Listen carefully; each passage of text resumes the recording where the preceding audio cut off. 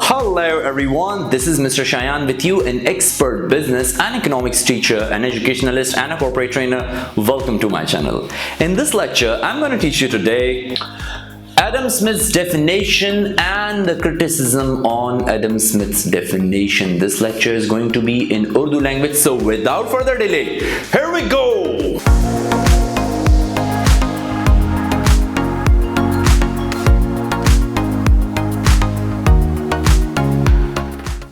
Welcome back. अपने topic की जाने चलते हैं। आज के इस टॉपिक में आपके साथ कवर करने वाला हूं एडम स्मिथ की डेफिनेशन और उसकी डेफिनेशन पे होने वाला क्रिटिसिज्म। इससे पहले मैंने एक लेक्चर बनाया था जिसके अंदर मैंने एडम स्मिथ, रॉबिन्स, मार्शल की डेफिनेशंस को डिस्कस किया था और सैमुअलसन की डेफिनेशन को मैंने आपको समझाया था। बहुत ज्यादा डिटेल्ड डेफिनेशंस नहीं थी, इन डेप्थ एनालिसिस नहीं था, लेकिन इस लेक्चर के अंदर हम इन डेप्थ एनालिसिस करेंगे। उस लेक्चर के अंदर मैंने आपको बेसिक डेफिनेशन समझाई थी। अगर आपने वो लेक्चर नहीं देखा, ये रहा लिंक डिस्क्रिप्शन में भी दे दिया है, जाइए जाके देखिए, एंजॉय कीजिए, इकोनॉमिक्स को समझिए और फिर मेरे पास वापस आइए और एडम स्मिथ की डेफिनेशन को समझिए। आइए जनाब, क्रिटिकल एनालिसिस स्टार्ट करते हैं। एडम स्मिथ कौन थे? सबसे पहले एडम स्मिथ इकोनॉमिक्स के फादर थे। ठीक है, क्यों उनको एक टाइटल दिया जाता है? क्योंकि वो ही थे जिन्होंने इस सब्जेक्ट की बुनियाद रखी, जो आप लोगों को समझ नहीं आता, जिसको समझना बहुत मुश्किल है। तो इकोनॉमिक्स की basically he was referred as a father of economics. ठीक है, एडम स्मिथ ने अपनी जो किताब लिखी थी उसके अंदर उन्होंने कहा था economics is the study of wealth. क्या कहा था? Economics is the study of wealth. Economics wealth को स्टडी करती है, वेल्थ को पढ़ती है। उनका कहना था कि इकोनॉमिक्स वेल्थ के चारों तरफ घूमती है। हम ये समझते हैं कि वेल्थ का मतलब है पैसा, पैसा, दौलत। नहीं नहीं नहीं नहीं, वेल्थ का मतलब पैसा नहीं है। वेल्थ का मतलब वो तमाम रिसोर्सेज जिससे हम अपनी अनलिमिटेड वांट्स को सेटिस्फाई करते हैं, वो सारे रिसोर्सेज वगैरह सब वेल्थ में आते हैं। इनकी प्रॉपर मैनेजमेंट, इसको वेल्थ कहते हैं। मैंने पिछले लेक्चर के अंदर वेल्थ के कॉन्सेप्ट को बहुत डिटेल से समझाया है, जिसका मैं बार बार रेफर कर रहा हूं, इसलिए मैं एक ही बात को बार बार रिपीट नहीं करता। ठीक है, वेल्थ के कॉन्सेप्ट को नहीं समझे तो वहां जाके देखना, पूरा वेल्थ का मैंने कॉन्सेप्ट वहां पे समझाया हुआ है। अच्छा, तो इनका कहना यह था कि इकोनॉमिक्स वेल्थ के चारों तरफ घूमती है। Wealth creation, wealth consumption, wealth exchange, इसी के चारों तरफ इकोनॉमिक्स हमारी घूमती रहती है। अब आगे हम बात करते हैं, क्वेश्चन आता है आपके पास एग्जाम में, वो कहते हैं कि According to Adam Smith, economics study world in 4 dimensions। सवाल आता है एग्जाम के अंदर कि एडम स्मिथ की डायमेंशंस, उसकी इकोनॉमिक्स की डेफिनेशंस की डायमेंशंस बताएं। पता ही नहीं है, हम तो समझते हैं डायमेंशन साइंस में होती है। उसकी जो 4 डायमेंशंस हैं कि एडम स्मिथ के मुताबिक इकोनॉमिक्स दुनिया को 4 डायमेंशंस में स्टडी करती है। सबसे पहली डायमेंशन क्या है? Consumption of wealth. सेकंड क्या है? Production of wealth. थर्ड क्या है? Exchange of wealth. And fourth क्या है? Distribution of wealth. In 4 dimensions में इकोनॉमिक्स स्टडी कर रही है वेल्थ को, किसकी? पूरी दुनिया की। आगे मूव करते हैं जनाब। अब कंजम्पशन ऑफ वेल्थ क्या होता है? गौर से देखो, consumption of wealth refers to consuming of goods.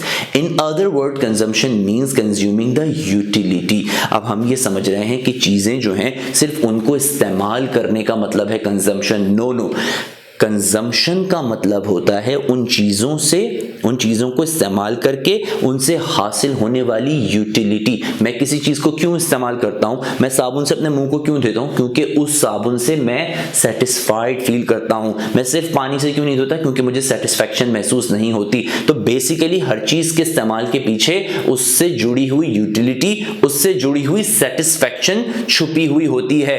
Consumption of wealth is based on all the economic activities, blah blah blah. आगे वो कहता है, in other words, if there could be no consumption, there would have been no need to produce, no need to exchange, no need to distribute. वो कहता है अगर consumption ना होती, अगर कंजम्पशन ना होती दुनिया में, तो कोई चीज प्रोड्यूस भी नहीं होती। भाई मुझे कुछ चाहिए, जब मैं मार्केटिंग पढ़ाता हूं तो उसके अंदर मैं क्या कहता हूं? डिमांड मार्केट के अंदर पैदा करना, ये आपका काम है। आपको मार्केट में डिमांड पैदा करनी है और जितनी डिमांड मार्केट में आपने पैदा की है उतनी आपको अपनी प्रोडक्शन करके सप्लाई से उसको मीट करना है।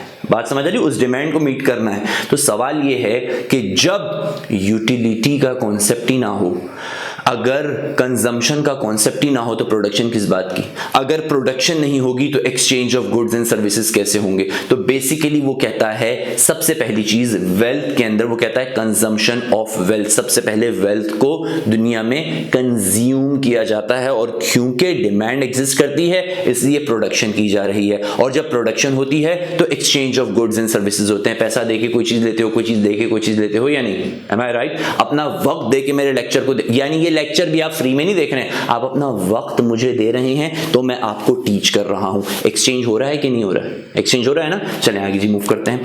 अच्छा, अगला है production of wealth. Wealth produce कैसे की जाती है? 4 फैक्टर्स हैं इसको प्रोड्यूस करने के, फैक्टर्स ऑफ प्रोडक्शन, जिसमें लैंड, लेबर, कैपिटल, एंटरप्राइज है। मैंने फैक्टर्स ऑफ प्रोडक्शन के ऊपर भी एक डिटेल लेक्चर बनाया हुआ है, अगर नहीं देखा ये रहा लिंक डिस्क्रिप्शन में भी दे दिया है, वहां जाके फैक्टर्स ऑफ प्रोडक्शन को देख लेना। लेकिन इस लेक्चर के अंदर मैं शॉर्टली आपको फैक्टर्स ऑफ प्रोडक्शन चारों समझा दूंगा, क्योंकि factors of production directly link है प्रोडक्शन ऑफ वेल्थ से। अब कहता है production of wealth refers to producing goods and production means creating utility in the goods already produced by nature, and for this purpose the resources are combined such as efforts, labor, land, capital, organization। देखो production of wealth का मतलब क्या है? production of wealth का मतलब क्या है? it is referred to producing goods and production means creating utility in the goods already produced। देखो मेरी बात को समझो, नेचर ने जो चीजें पहले से पैदा की हुई हैं आप उन्हें प्रोसेस करते हैं और फिर उसकी यूटिलिटी पैदा करते हैं, उससे जुड़ी हुई यूटिलिटी पैदा करते हैं। यूटिलिटी का मतलब क्या है? सेटिस्फैक्शन जो हासिल करनी।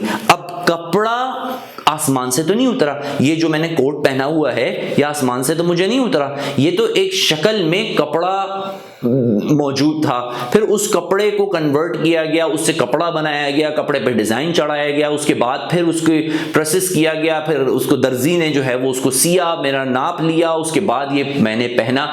इस कोट ने मुझे सेटिस्फैक्शन दी। नेचर की पैदा करदा चीज को प्रोसेस करने के बाद यूटिलिटी के लिए सेटिस्फैक्शन के लिए इस्तेमाल करना is called production of wealth. बात समझ आ रही है? बहुत डेप्थ में जाके मैं ये पढ़ा रहा हूँ, बड़ी डेप्थ के अंदर जाके समझा रहा हूँ। इतनी डेप्थ के अंदर एडम स्मिथ की डेफिनेशन कहीं डिस्कस होती भी मिलेगी नहीं, लेकिन फिर भी मैं आपको समझा रहा हूँ और उम्मीद करता हूँ कि आपको जरूर समझ आ जाएगा। तो मेरी बात को समझो। अब मिसाल के तौर पे अनार है, ऑरेंज है, इसका हम जूस पीते हैं। इसके जूस को अब कैसे एक अगर सिर्फ मैं ऐसी एक ऑरेंज ले लूं उसको मैं कितना खा लूंगा, लेकिन जूस जो मुझे सेटिस्फैक्शन देगा वो ऑरेंज नहीं देगा, लेकिन ऑरेंज जो देगा वो जूस नहीं देगा। दोनों की अपनी अपनी एक वैल्यू है, पर जूस मुझे सेटिस्फैक्शन दे रहा है, वो नेचर का पैदा किया हुआ एक फल है, उसको प्रोसेस किया, उसका जूस निकाला, उसके बाद उसको ठंडा किया, उसमें थोड़ा सी मिठास मिलाई, उसको खूबसूरत बोतल के अंदर पैक किया और आपके हाथ में $5 की, $3 की, $4 की वो बोतल आपके हाथ में पकड़ा दी। अब आप उसको पी रहे हैं, यूटिलिटी, सेटिस्फैक्शन हासिल कर रहे हैं, प्रोडक्शन। अब सवाल ये है कि प्रोडक्शन होती कैसे है? प्रोडक्शन होती है जब फैक्टर्स ऑफ प्रोडक्शन पूरी तरह से यूटिलाइज होते हैं। सबसे पहला फैक्टर ऑफ प्रोडक्शन क्या है? लैंड। हम ये समझते हैं कि जमीन के ऊपर होने वाली प्रोडक्शन ही लैंड कहलाती है। नहीं, लैंड का मतलब क्या है? लैंड का मतलब ये है कि जमीन के ऊपर, जमीन के अंदर, समंदर के अंदर, हवा के अंदर, स्पेस के अंदर जो भी प्रोडक्शन हो रही है किसी भी रिसोर्स को यूटिलाइज करते हुए, that is referred as land. That is referred as land. उस हिस्से में, उस खित्ते में, उस जगह पे, अंदर बाहर, ऊपर नीचे, जहां पे भी प्रोडक्शन हो रही है, दैट इज कॉल्ड लैंड। सही है? अब जूस आसमान में तो नहीं बना, जूस को आपने बनाया, जगह पे बनाया, किसी जगह पे बनाया, इसके लिए एक दुकान है, दुकान जमीन के ऊपर है, लैंड। दूसरा क्या है जनाब? दूसरा है हमारा लेबर। देखो किसी भी चीज को प्रोडक्शन ऑफ वेल्थ के लिए सबसे इंपॉर्टेंट क्या है? लेबर। इंसान ही तो काम करेगा, इंसान ही तो किसी चीज को प्रोसेस करेगा, इंसान ही तो किसी चीज की नई फॉर्म उसको देगा, इंसान करेगा ना। Labour includes both. Man made effort to production is referred as labour. Human effort जो किसी चीज की प्रोडक्शन के लिए इस्तेमाल हुए हैं, इंसानी एफर्ट्स, उसको हम लेबर कहते हैं। अब वो किसी भी शक्ल में हो सकते हैं, वो हाथ का काम हो सकता है, वो दिमाग का काम हो सकता है, वो कंप्यूटर का काम हो सकता है, कुछ भी हो सकता है। That is all referred as labour. Clear हुआ? आगे बढ़ते हैं जनाब। कैपिटल, ठीक है, तीसरा आपका कैपिटल। पैसा पैसा पैसा, मशीन मशीन मशीन, दोनों चीजें आपको चाहिए। पैसा चाहिए, मशीन चाहिए किसी चीज को बनाने के लिए, किसी चीज को प्रोसेस करने के लिए। लेकिन ये बात मेरी जहन में रखो कि दोनों चीजें कैपिटल कहलाती हैं। पैसा भी और किसी चीज को पैदा करने के लिए उसमें इस्तेमाल होने वाली मशीनरी भी कैपिटल कहलाती है। Capital refers to all the material resources such as are produced by man. एक बात गौर से जहन में रखो कि मशीन को आप ला नहीं सकते जब तक पैसा नहीं लगाएंगे। तो असल में कैपिटल का मतलब क्या होता है? असल में कैपिटल का मतलब है पैसा। पैसा पैसा जो बिजनेस में लगाया गया, जो प्रोडक्शन के लिए लगाया गया। लेकिन सिर्फ पैसा नहीं, उस पैसे को यूटिलाइज किया गया मशीन के अंदर और दीगर चीजों के अंदर, इसलिए वो कैपिटल आपका कहलाता है क्या? वो पैसा आपका कहलाता है कैपिटल। बात समझ आ गई? So capital. चलें आगे बढ़ते हैं जनाब। लास्ट है एंटरप्रेन्योर। एंटरप्रेन्योर, इसको एंटरप्रेन्योर भी कहते हैं, मैं तो इसको एंटरप्रेन्योर कहता हूँ। यूके के एक तलफ़ुज़ अलग है, यूएस का तलफ़ुज़ अलग है, ऑस्ट्रेलियंस का अलग है, हम पाकिस्तानियों को तो बिल्कुल ही अलग है, ठीक है। एंटरप्रेन्योर, अब देखो अगर ये एक इंडिविजुअल है जो तमाम तीनों फैक्टर्स ऑफ प्रोडक्शन को, लैंड, लेबर, कैपिटल को कंबाइन कर रहा है, तो हम उसे एंटरप्रेन्योर कहते हैं। लेकिन अगर एक एंटरप्राइज है जो तीनों फैक्टर्स ऑफ प्रोडक्शन को कंबाइन कर रही है और प्रोडक्शन हो रही है लैंड, लेबर, कैपिटल को, तो वो एंटरप्राइज कहलाएगी, एंटरप्रेन्योर नहीं करेगी। इंडिविजुअल शख्स है एंटरप्रेन्योर, अगर पूरी ऑर्गेनाइजेशन इन तीनों को कंबाइन कर रही है तो enterprise. And entrepreneur is an organiser that combines land, labour, capital for earning profit. Profit को अर्न करने के लिए तीनों को कंबाइन करता है और फिर प्रोडक्शन होती है, और उस प्रोडक्शन के बाद प्रोडक्ट आती है और प्रोडक्ट मार्केट में बिकती है। तो असल मकसद क्या है? फी सबीलिल्लाह, नो, पैसा कमाना। ठीक है, यहां तक बात क्लियर होगी? अच्छा, उसके बाद अगला है तीसरा हमने इसकी चारों डायमेंशंस पढ़ रहे हैं एडम स्मिथ की। वो कहता है exchange of wealth. No entrepreneur produces goods for his use only. क्या ऐसा होता है कि कोट पैंट सीने वाला बंदा खुद ही कोट पैंट पहन के घूम रहा हो और वो किसी को ना दे? भाई वो किसी और के लिए सीता है, दर्जी कपड़े किसी और के लिए सीता है। जितनी प्रोडक्ट रखी हुई है मार्केट्स के अंदर वो दूसरों के लिए रखी हैं, बनाने वालों के लिए नहीं रखी हुई। But he needs also the goods and which he does not produce. अब सवाल ये है कि जो कोट पैंट सीने वाला आदमी है, क्या वो खाना नहीं खाता? क्या वो पानी नहीं पीता? क्या वो जूस नहीं पीता? नहीं, वो किसी और की प्रोड्यूस की हुई चीजों को इस्तेमाल करता है और उसकी प्रोड्यूस की हुई चीजें कोई और इस्तेमाल करता है। इकोनॉमी का पहिया यूं चल रहा होता है, ठीक है। मेरी बनाई हुई चीजें कोई और इस्तेमाल करेगा, किसी और की बनाई हुई चीजें अपनी जरूरत के लिए मैं इस्तेमाल करूंगा। यहां पे exchange of goods and exchange of services. किसी चीज के एवज में मैं उसकी गुड्स लेता हूं, किसी चीज के एवज में वो मेरी गुड्स ले लेता है। देयर बाय ही एक्सचेंजेस, गलती से आगे बढ़ गए, वापस आते हैं। There by he exchanges his surplus goods with, देखो सरप्लस गुड्स। अब पानी को मिनरल वाटर बनाने वाला वो अपनी जरूरत का पानी तो रखेगा, जो मिनरल वाटर बना रहा है वो अपनी जरूरत का पानी रखेगा। उसको कितना पानी की जरूरत है? 2 गैलन महीने में, 2 गैलन, 4 गैलन महीने के, 4000 गैलन तो नहीं पिएगा। तो सरप्लस गुड्स को वो हमेशा प्रोड्यूसर देता है, जो उसकी जरूरत का है पहले वो ले लेता है, फिर सरप्लस गुड। जुनैद जमशेद की आपने मिसाल सुनी होगी, बेहतरीन कुर्ते पहनते थे, बहुत जबरदस्त उनका माशाल्लाह जे डॉट एक ब्रांड है। लेकिन क्या सारे कुर्ते उन्होंने खुद पहन लिए सारी जिंदगी, या उनके बच्चे सारे कुर्ते पहनते हैं? नहीं, ऐसा नहीं है। जो उनकी जरूरत के हैं उन्होंने रख लिए, उसके अलावा बाकी सारे दुनिया के अंदर उन्होंने बेच दिए। बात समझ आ रही है यहाँ पे? तो कहते भाई he exchanges his surplus goods with those who need them and takes the goods which are surplus। मैंने अभी आपको बात समझा दी, बार बार इसको मैं चबाऊंगा नहीं। क्लियर हो गई यहाँ तक बात? चलिए जी मूव करते हैं। लास्ट बट नॉट लीस्ट वो कहता है डिस्ट्रीब्यूशन ऑफ वेल्थ. अब whatever people get through exchange, it is referred as annual output of the country. अब हमने जीडीपी वगैरह आपने पढ़ा नहीं पढ़ा? अच्छा, जीडीपी के ऊपर भी मैंने एक लेक्चर बनाया हुआ, ये रहा लिंक, डिस्क्रिप्शन में भी दे दिया है, वहां जाके देखना. जीडीपी के ऊपर एक डिटेल्ड लेक्चर है. मैं कहता हूं whatever people get through exchange, अब जो कुछ exchange of goods and services से लोगों ने जनरेट किया है, इसे हम आउटपुट ऑफ द कंट्री कहते हैं. लेकिन इसमें some people get a huge share. कुछ लोग पैसे वाले होते हैं, कुछ लोग गरीब होते हैं. कुछ लोग इस जनरेशन से, जनरेशन का मतलब है ये जनरेशन नहीं, कुछ लोग इस वेल्थ की जनरेशन से, पैसे की जनरेशन से, exchange of goods and services से एक लॉइन शेयर हासिल कर लेते हैं, बहुत ज्यादा कमा लेते हैं, जो अरबपति होते हैं. और कुछ लोग गरीब होते हैं, कुछ मिडिल क्लास होते हैं. यहीं से equitable distribution of income and inequitable distribution of income का, इन दोनों का कॉन्सेप्ट सामने आता है, जो refer to as inequitable distribution of income और वेल्थ. इसका मतलब क्या है? If the wealth is distributed equally with minor differences. अगर मतलब क्या है इनइक्विटेबल डिस्ट्रीब्यूशन का? कि जो भी वेल्थ कमाई गई है, जो भी वेल्थ हासिल हुई है, अगर उसकी डिस्ट्रीब्यूशन अनइक्वल हुई है. कुछ लोग, जैसे हमारे यहाँ आपने देखा होगा कि हमारे पॉलिटिशियंस, जो सिंसियर पॉलिटिशियंस हैं और दीगर, वो कहते हैं जी हमारे यहाँ तबकाती फर्क बहुत है. तबकाती फर्क में क्या कि पाकिस्तान के अंदर दो पाकिस्तान है. एक एलीट क्लास का पाकिस्तान है, उन पे महंगाई का फर्क नहीं, उन पे कानून अप्लाई नहीं होता, कुछ भी नहीं होता, जितना पैसा आता है उसका एक बहुत बड़ा हिस्सा वहां चला जाता है. एक गरीब का पाकिस्तान है. उस गरीब के पाकिस्तान के अंदर उसको ना इलाज मिल रहा है, ना मुआवजा मिल रहा है, ना उसके पास बिजली है, ना पानी है, ना पीने का पानी है, सड़क पे चलने के लिए रोड है, फिर भी बेचारा वो टैक्स दे रहा है. वो अपना टैक्स दे के इनको पाल रहा है सारा, वहां पे ऊपर की क्लास के ऊपर सब कुछ जाए चला जा रहा है. इसको कहते हैं इनइक्विटेबल डिस्ट्रीब्यूशन ऑफ इनकम. जो ओवरऑल इनकम जनरेट हुई उसकी डिस्ट्रीब्यूशन इक्वली नहीं हो सकी. इनको इनकी बेसिक जरूरियात भी नहीं मिल रही और उनको उनकी ख्वाहिशों से भी ऊपर मिल रहा है. बात समझ आ रही है? ये तबकाती फर्क कम करना हर गवर्नमेंट की जिम्मेदारी होती है, उनका मैक्रो इकोनॉमिक ऑब्जेक्टिव होता है.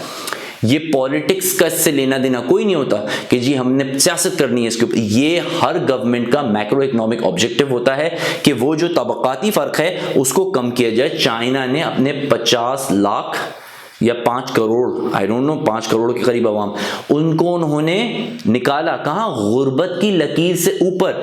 इसको कहते हैं वो कहां? इनइक्विटेबल डिस्ट्रीब्यूशन ऑफ इनकम से अपनी आवाम को वो इक्विटेबल डिस्ट्रीब्यूशन ऑफ इनकम की तरफ लेके जा रहे हैं. अब ये एक अलग डिस्कशन है, हम कहें कि जी वो चाइना के कुछ इलाकों के अंदर ये होता है और कुछ इलाकों में वो होता है और फला, that's not a discussion.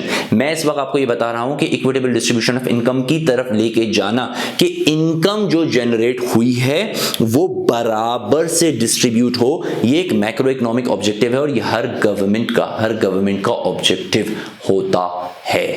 Equitable distribution of income समझ आई? इक्विटेबल डिस्ट्रीब्यूशन का मतलब क्या है? कि जो वेल्थ जनरेट हुई है उसकी बराबर डिस्ट्रीब्यूशन हो, सबको बेसिक जरूरियात आला दर्जे में मिले. इसका मतलब ये नहीं है, ये को यहाँ पे एक गलती है. हम ये समझते हैं कि इक्विटेबल डिस्ट्रीब्यूशन का मतलब ये है कि जो वेल्थ जनरेट हुई है वो उसको बांट दिया जाए लोगों के अंदर, बराबर से सबको बांट दिया जाए. नहीं, फैसिलिटीज जो गवर्नमेंट की जिम्मेदारी है वो बराबर सबको मिले, वो सबको बराबर मिले. बाकी लोग अपनी मेहनत से, अपने बिजनेस से, अपने दिमाग से अपनी पर्सनल अर्निंग करते हैं. बट ओवरऑल जो एक गवर्नमेंट की जिम्मेदारियां हैं, क्या क्या जिम्मेदारियां हैं? बिजली देना, सेफ्टी सिक्योरिटी प्रोवाइड करना, पानी देना, अच्छा इंफ्रास्ट्रक्चर देना एक कंट्री का, एक सिटी का, सेफ्टी प्रोवाइड करना, बेसिक एजुकेशन प्रोवाइड करना, सही खाने पीने की चीजें, जो आपकी बैंकिंग ट्रांजैक्शन, इकोनॉमिक ट्रांजैक्शंस हैं, इनको आसान करना, प्रोटेक्शन प्रोवाइड करना, जस्टिस प्रोवाइड करना, टाइमली जस्टिस का मिलना,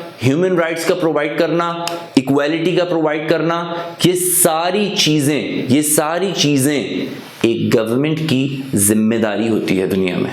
ये गवर्नमेंट की जिम्मेदारी, और ये इन जिम्मेदारियों को पूरा करने के लिए जब गवर्नमेंट वेल्थ को डिस्ट्रीब्यूट करती है तो हर तबके के इंसान को, हर तबके से ताल्लुक रखने वाला, चाहे वो अमीर है, मुतवस्सित तबके का है या वो लोअर क्लास है, feudal class, middle class, lower class, सबको फैसिलिटीज बराबर की हासिल होती हैं। इसकी एग्जांपल देखनी है, दूर जाने की जरूरत नहीं है, 2 घंटे की फ्लाइट पकड़ के दुबई में उतर जाओ, 2 घंटे की 4 घंटे की फ्लाइट पकड़ के सऊदी उतर जाओ, अरब की कंट्री के अंदर उतर जाओ, वहां पे देखोगे एक्सपैट जो बाहर वाले हैं, वहां के अपने रहने वाले, सबको बेसिक फैसिलिटीज सेम अवेलेबल है।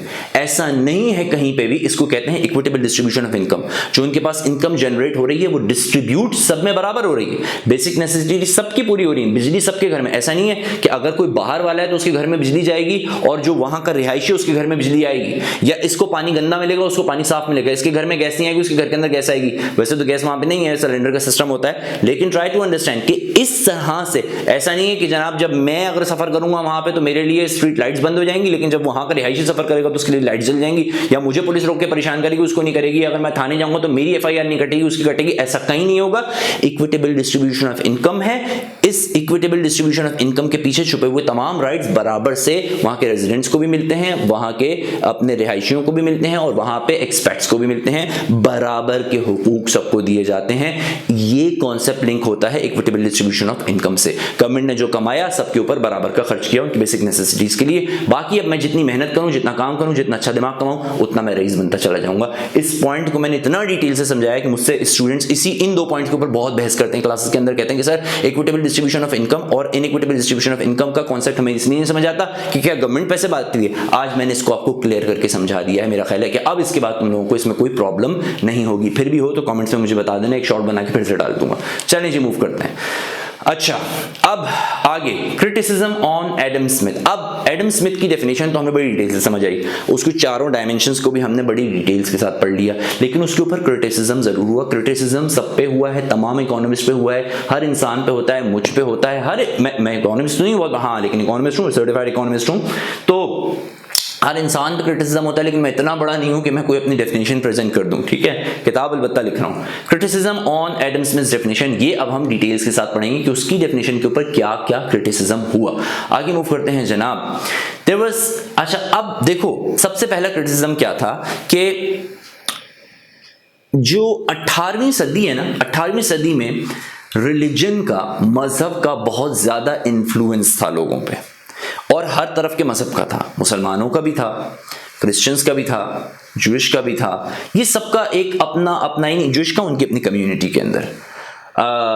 18वीं सदी का वो टाइम है जिसके अंदर मजहब का बहुत ज्यादा इन्फ्लुएंस था। अब सवाल ये है, according to the definition developed by Adam Smith and followed by the classical economist, economics is related to matters pertaining to wealth. अब जहां मजहब की बहुत ज्यादा बात हो रही हो, आजकल आप देखेंगे कि आजकल हमारे यहाँ टेलीविजन पे हमारे बहुत सारे कुछ मजहबी स्कॉलर्स हैं जो आ रहे हैं और वाकई कह रहे हैं डिफॉल्ट हो जाएगा तो क्या हो जाएगा, अल्लाह ताला आसमान से हमारे लिए मनोसलवा उतार देंगे, हमारी इन शक्लों के ऊपर आसमान से मनोसलवा उतरेगा। तो ये बात मेरे अंदर कुछ ज़रा दिमाग में घुसी नहीं कि ये वो शक्ल है जो नमाज को नहीं जाती, जो अल्लाह के अहकामात को नहीं मानती, जो हर वो बुराई करती है जिसका तसव्वुर भी नहीं किया जा सकता, लेकिन आसमान से मेरे लिए मनोसलवा उतर जाएगा। वल्लाहु आलम बिस्सवाब। क्वेश्चन ये है, इसे कहते हैं कि हमारी रिलीजियस जो इन्फ्लुएंस है उसकी वजह से हमें बेसिक चीज़ें समझ नहीं आ रही, ठीक है, हम डिट्रैक हो जाते हैं मेन रास्ते से रिलीजियस इन्फ्लुएंसेस और उसकी बहस में पढ़ के।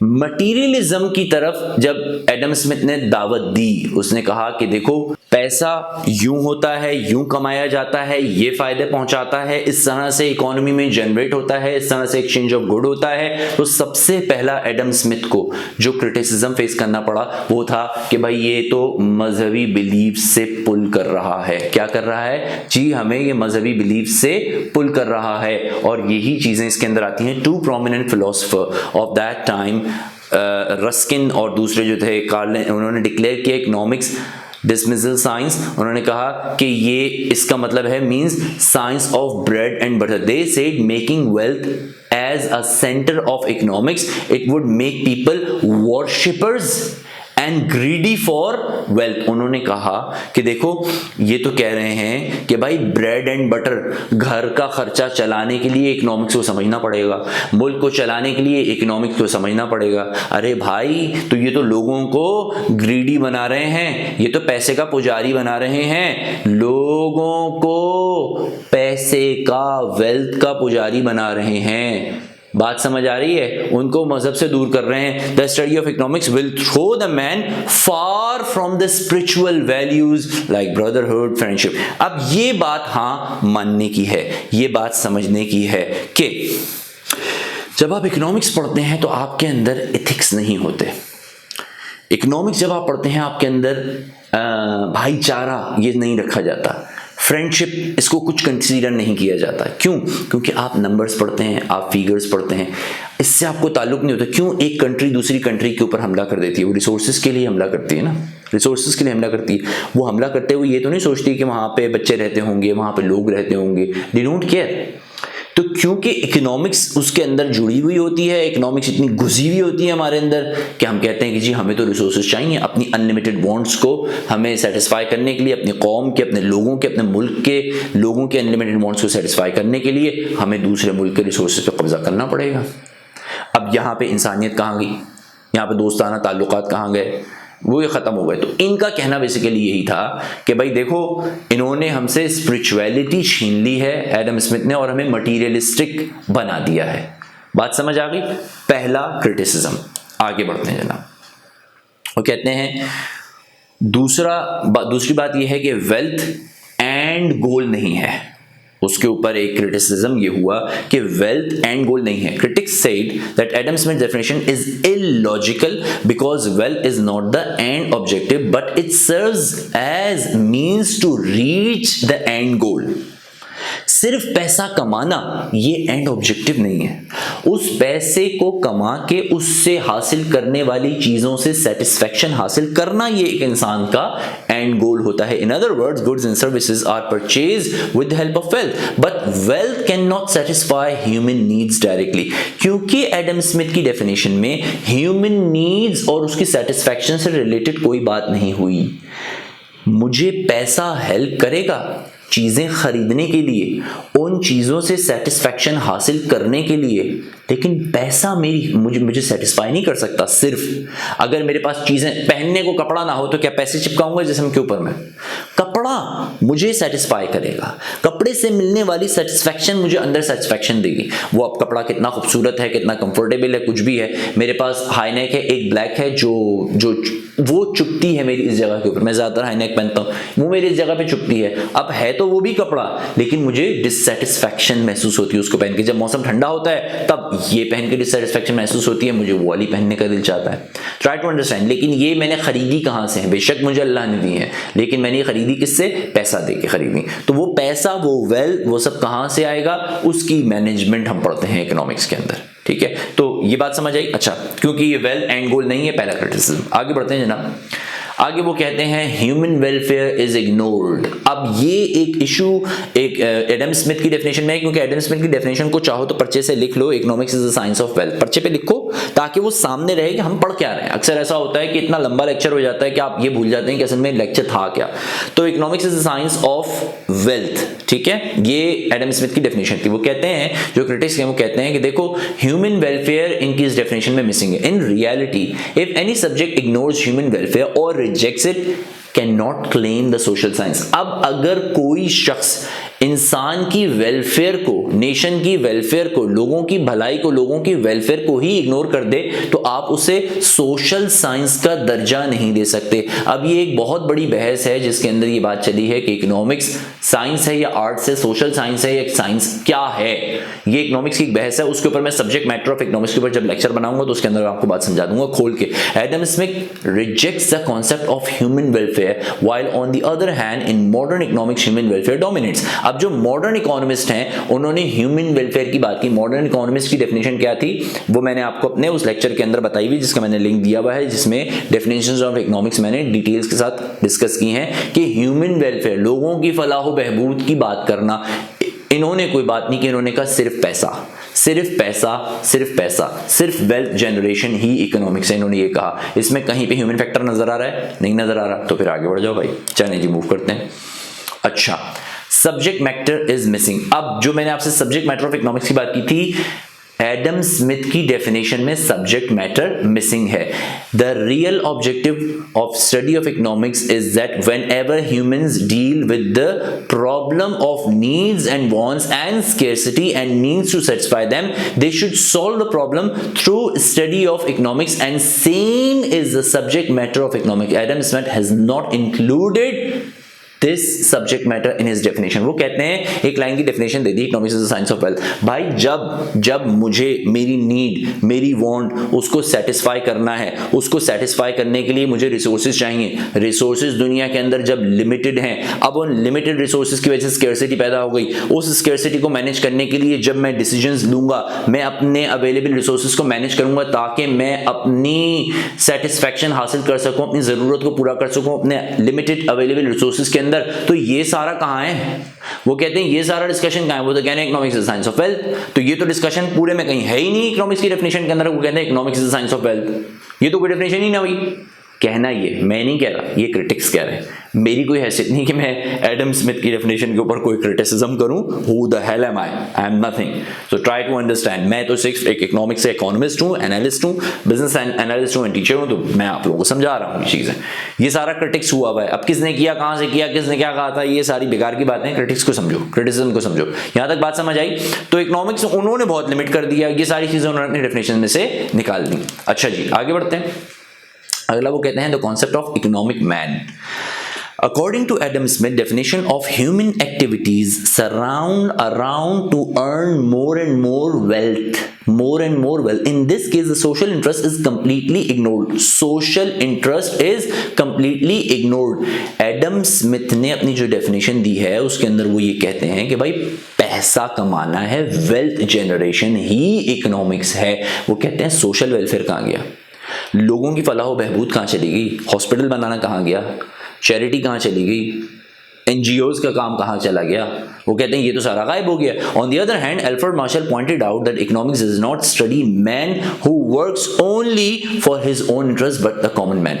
दूसरी तरफ अल्फ्रेड मार्शल जो था उसने ये कहा था कि इकोनॉमिक्स उस शख्स की तो बात ही नहीं करती जो कहता है कि मैंने ही अपने आप को अमीर बनाना है, लेकिन एक आम आदमी की बात करती है जो सिर्फ अपने इंटरेस्ट के लिए काम कर रहा है। इकोनॉमिक्स उसको नहीं डील करती। इकोनॉमिक्स उसे डील करती है जो सोसाइटी के इंटरेस्ट के लिए, जो चारों तरफ अपनी फैमिली के लिए, अपने बच्चों के लिए, बीवी के लिए, इनके लिए मेहनत कर रहा है, अपनी फैमिली के लिए मेहनत करता है, फिर उससे बाहर हट के सोसाइटी के लिए मेहनत कर रहा है, फिर सोसाइटी के अंदर कॉन्ट्रीब्यूट कर रहा है। अल्फ्रेड मार्शल कहता है इकोनॉमिक्स उसे पढ़ती है, ना कि उस शख्स को जो कहता है मैं। बात समझ आई? Concept of economic man, concept of economic man, ये एक क्रिटिसिज्म और आया एडम स्मिथ की डेफिनेशन के ऊपर। अच्छा जी, आगे चलते हैं। The concept of wealth is missing. ये बड़े मजे की बात है। एडम स्मिथ वेल्थ की बात कर रहे हैं और वेल्थ का कॉन्सेप्ट मिसिंग है। वो कहते हैं the concept of wealth is comprehensive and wide concept which things would be converting into wealth by human effort depends on circumstances and condition। अच्छा, अब सवाल ये है कि उनके जो क्रिटिक्स हैं उन्होंने ये कहा कि वेल्थ को एडम स्मिथ ने वैसे नहीं डिस्कस किया जैसे करना चाहिए था। उन्होंने वेल्थ को लिमिट कर दिया पैसा कमाने से, रिसोर्सेज से, लेकिन वेल्थ तो वक्त, मौके, महल के हिसाब से वेरी करती है। ऐसे पेरेंट्स जिनके पास बच्चे नहीं हैं, औलाद का हो जाना उनके लिए एक नेमत है, उनकी वो वेल्थ है। एक शख्स सहरा के अंदर खो गया है, उसके पास पीने को पानी नहीं है, 2 बूंद पानी मिलेगा, आधा बोतल पानी मिलेगी, ये उसकी वेल्थ है, ये उसकी वेल्थ है। एक शख्स के पास जिंदगी भर गाड़ी नहीं थी, पैसा जोड़ के थोड़ा थोड़ा करके उसने एक सुजुकी एफएक्स खरीद ली, सुजुकी मेहरान खरीद ली, थोड़े पैसे ज्यादा हो गए, सुजुकी कल्टस खरीद ली, भाई ये उसकी वेल्थ है। लेकिन बड़े बंगले में डीएचए के अंदर रहने वाला एक बंदा जिसके पास प्राडो है, उसके लिए उसकी खड़ी हुई एफएक्स या उसकी पुरानी खड़ी हुई मेहरान वो उसकी वेल्थ नहीं है। तो सवाल ये है कि वेल्थ का ही कॉन्सेप्ट, उनके ऊपर एक क्रिटिसिज्म ये आया कि वेल्थ के कॉन्सेप्ट को ही एडम स्मिथ ने सही तरह से डिस्कस नहीं किया। भाई उन्होंने वेल्थ को ही लिमिट कर दिया, लेकिन वेल्थ तो डिपेंड करती है वक्त के साथ साथ। एग्जाम्स के दिनों में वक्त का मिल जाना एक बहुत बड़ी वेल्थ है। मोबाइल चार्ज हो जाना बहुत बड़ी वेल्थ है। इमरजेंसी के अंदर बैलेंस का आ जाना ये बहुत बड़ी वेल्थ है। बात समझ आ रही है आपको? Adam Smith limited his definition to material things, material things पे लिमिट कर दिया है, मेन मामलात से वो दूर चले गए हैं। ये क्रिटिसिज्म बड़े बड़े इकोनॉमिस्ट ने एडम स्मिथ की डेफिनेशन पे किया, इतना डिटेल से। आपको अगर किसी ने एडम स्मिथ पे हुआ हुआ क्रिटिसिज्म पढ़ा दिया है, भाई मुझे भी बता देना। मुझे आज तक ऐसा कोई टीचर नहीं मिला जितने डिटेल्स के साथ मैं आपको पढ़ा रहा हूं।